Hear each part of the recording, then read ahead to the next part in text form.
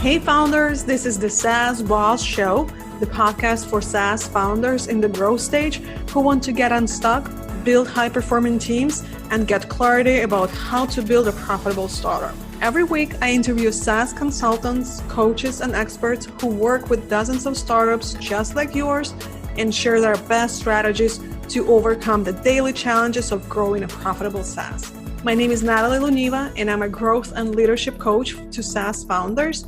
And I'm also married to a SaaS founder, and I'm so pleased that you've joined us on this conversation. Hi, everyone. I'm recording this episode, hoping that all of us can assess our point of view about coronavirus and how all of us can find opportunities to make our businesses stronger and more valuable to our customers in the time of crisis. I heard lots of comments from my network that media were overblowing this and it's not as bad or similar to flu. However, it looked like people just maybe didn't have the real stats or facts. And I'll share with you the facts that I have. Number one, we don't have immunity for coronavirus. Number two, there's no vaccine for that. And number three, the mortality rate is much higher than flu, as much as 2 times to 20 times, or even more than that. The economy is definitely affected. Stock market suffers the worst crash of decades. They even had to do a pause for trading to stop a panic twice this week, even though financial specialists predicted that it couldn't get this bad, and they predicted at least another year of economic growth. But here we are, and this is the health crisis. Our businesses, our customers' businesses, all of us are feeling the impact of this. The cancellations, so many events that we were planning to go were canceled. Budgets are being frozen, and it's likely going to take a few months for it to start getting better. In these times, we have to adapt. And the first step to that is change of position. Finding out how we can be a part of the solution, and then how we can help our businesses and how we can help our customers. I highly encourage you to read the article, Coronavirus, Why You Must Act Now, by Thomas Pueyo on Medium. The last name is hard to spell, but if you just search for Coronavirus, Why You Must Act Now, you'll find it. It's been posted on March 10th, and within 48 hours, it got 17 million views. Within a couple of days, it's been translated to more than a dozen of languages too. So that's definitely something worth your read. It's a long article, but I think it's gonna be very valuable. So this is my view of the situation. I see that many founders report that they are already affected. Just earlier today on Facebook, I saw some founders saying that they've been getting 0 sales in the last few days, which is more than just unusual for them. I am subscribed to Ben Murray's email list. Ben is better known as SaaS CFO. And on March the 9th, he shared information that SaaS companies need to get ready. And so I reached out to Ben a couple of days ago, asking him if he'd be so kind to share his opinion on the situation and what founders can do now. And here we are. Ben, welcome to the show. Hi, Natalie. Thanks for having me. Would you care to share your take on coronavirus? Yeah, definitely. It's changing day to day, but it's definitely going to have an impact on our businesses, in the short term, and we'll see how long term, lasting it is. And that's why I put out an email to my subscriber list saying that it's time to forecast. Whether good times or bad, financial forecasting is always a good practice.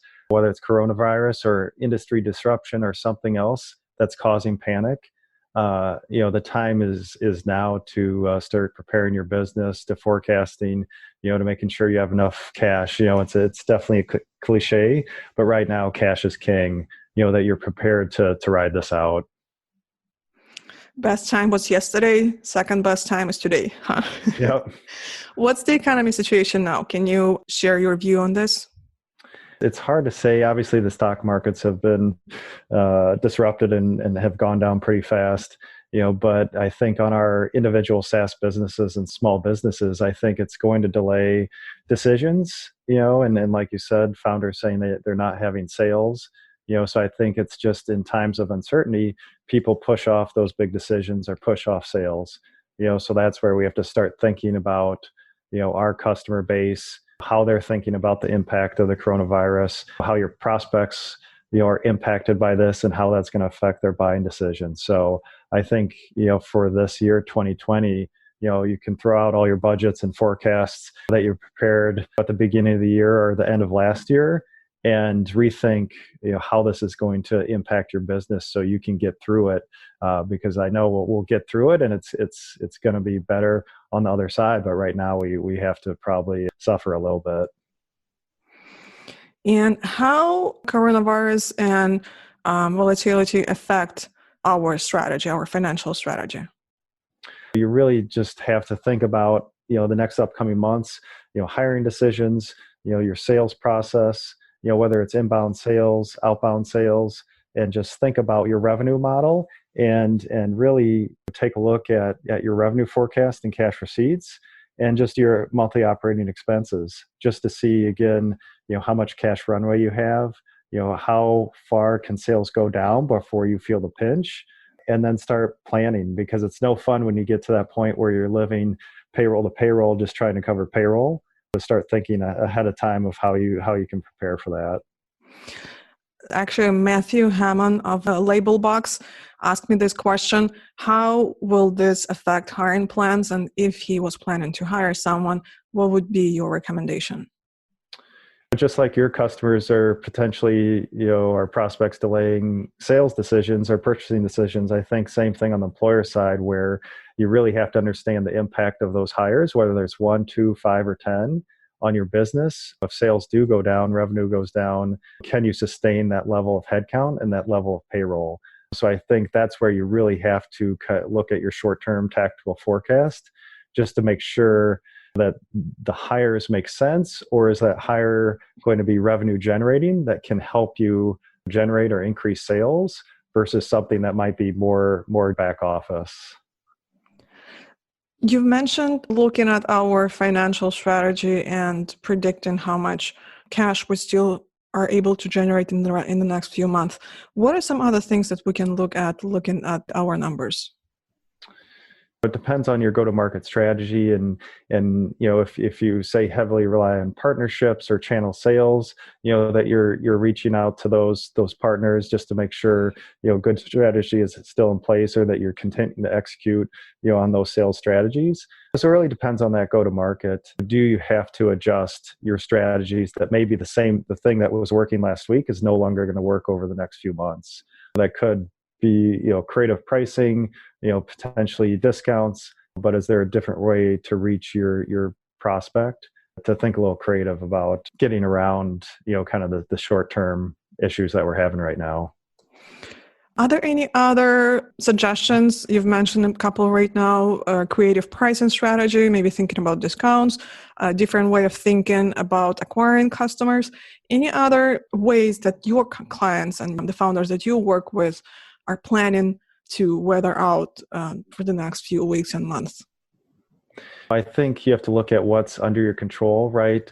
Obviously you have impact on sales and pushing sales and your revenue, but really it's thinking about your cash and your liquidity and your balance sheet, because you do have control over, say, your operating decisions, your operating expense, to really take a hard look at that, see what you can do. Because you want to push sales and do your best there, but sometimes that's going to be right. You don't have complete control over that, or as much as we'd like. So really, it's going to be looking at your cash balances, your balance sheet, and even do you have loans that you're making payments on, and that's where it's that forecasting, just to make sure you have cash to cover your operating expenses. Any debt, potentially, do you have to work something out with your lender in the short term to get through this, right? This is because if you are feeling the pinch right now, it's really just about surviving this short-term period. So again, look at the things that are under your control. And obviously on the revenue side, you might have to think differently, but one thing is just, what factors can you influence directly? So this is the best time to take a look at something that you can cut back on, the spending that you currently have, maybe some subscriptions, Or if there are some tools and software that you're paying for on an annual basis, and maybe the charge is going to come up pretty soon, and that's a pretty large annual charge, maybe consider switching that to a monthly to help you get more cash. Yeah, definitely. You can look at those upcoming renewals internally in your operating expense that maybe you can influence or delay or push off. And of course, we don't want to panic, but it does come down to just making sure your business can get through this period. And sometimes you have to make those hard decisions to push that expense. So it would be good to look at those major expenses, any discretionary expenses, professional services, fees, of course, travel that everybody's looking at right now, to make sure you can minimize your operating expense if you are feeling the cash pinch currently. Are there any other risks that we can run into? In the US, the government is trying to increase liquidity, help small businesses. But again, maybe in the short term, it's difficult. If you need, say, a line of credit to get through, maybe financing is going to dry up in the short term, even though the government is going to try to support liquidity in the market and help small businesses, which is great. Just in this short term kind of panic, it could be a little more difficult to secure maybe financing or line of credit or increase the size of your line of credit. So just other things, those sources of cash that you rely on. And then, of course, just your own cash collections with your customers. They might slow down on their payments. And collections takes work. So if you're being paid by credit card, not an issue unless they start canceling credit cards. But if you receive cash from your customers, payments from your customers via check, wire, ACH, that you have to stay diligent with your accounts receivable collection just to make sure your working capital is coming in, your collections are coming in. I know that you are big on forecasting. Tell us a little bit more on this. When you think about small businesses or SaaS, SaaS software or SaaS companies, to forecast a SaaS business, right, you have revenue and your headcount. So you can start really basic if you're not forecasting. And I have a few templates out there, but really you can just look at your cash receipts coming in. And with a SaaS company, headcount and payroll and related benefits are the majority of the expense on a SaaS P&L. So if you can kind of follow that 80-20 rule and think about, all right, where are my cash receipts? Where are my cash sources coming into the business? You have your headcount roster, your wages, taxes, and benefits.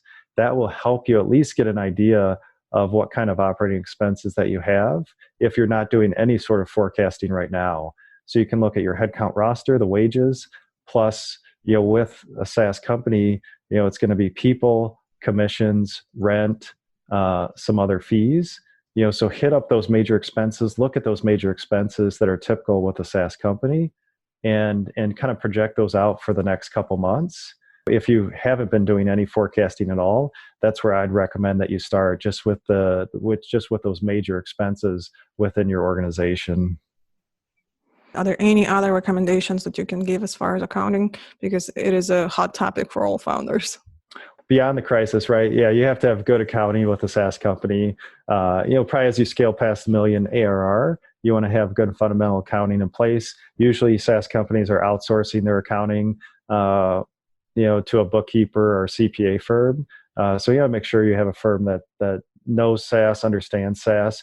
And then also right now, if you are having, it's outsourced and say the turnaround is slow as with your financial statements, that's also going to impact your decision-making. For example, if you just closed the prior month and you want to see how you did financially, if it's taking a couple weeks, 3 weeks, even 4 weeks for them to close your books for the prior month, right now that would just be too slow to understand your financial performance. So it's also having the metrics data available to manage your business. And maybe some of that can come real time from your systems or, from Stripe or whatever it might be, but also your financial statements. It's going to be important to close the books fast so you can see your financial performance, so you can be proactive over the next couple months.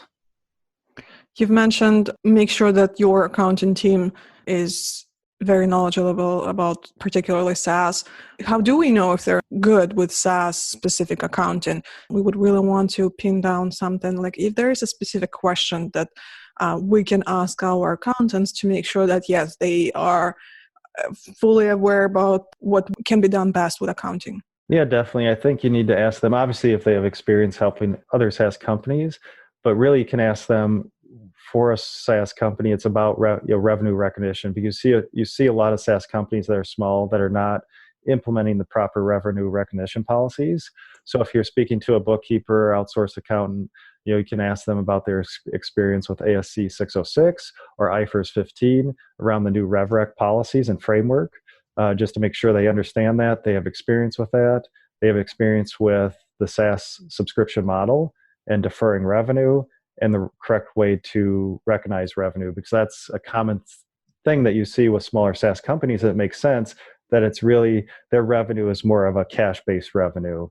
So it's really difficult to understand the performance of your financials and business without proper RevRec in place for your SaaS company. Like I said, in good times or bad, it's always good practice to forecast, and it doesn't have to be sophisticated.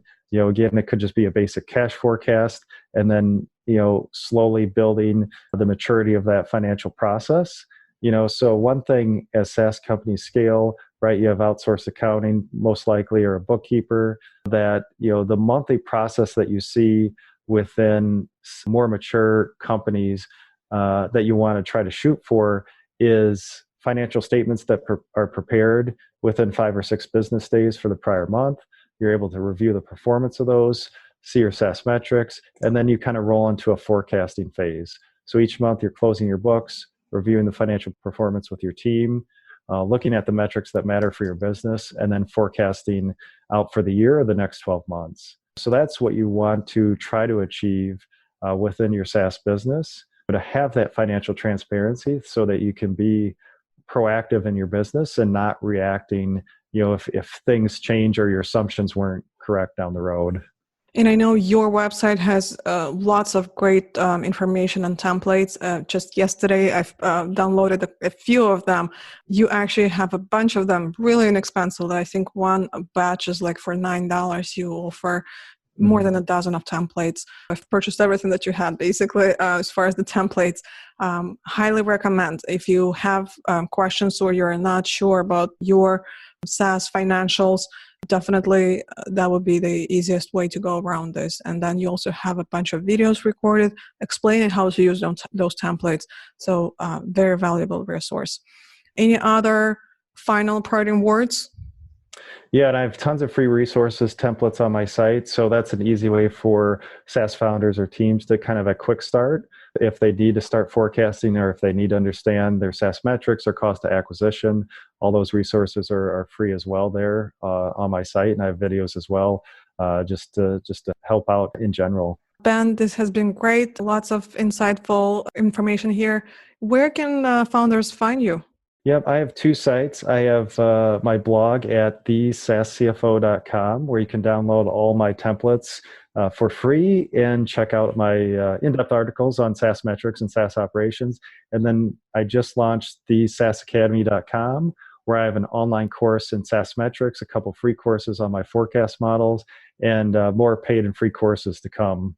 Sounds good. Well, Ben, thank you so much for all your time. Thanks for having me. Enjoyed it. That's it for this episode. Thank you so much for listening to the SaaS Boss Show. If you found this content interesting, I'd really appreciate it if you take just a second to leave a review on iTunes so that founders just like you can learn about this show. Don't forget to subscribe to the podcast, and I'll be back with another interview next week.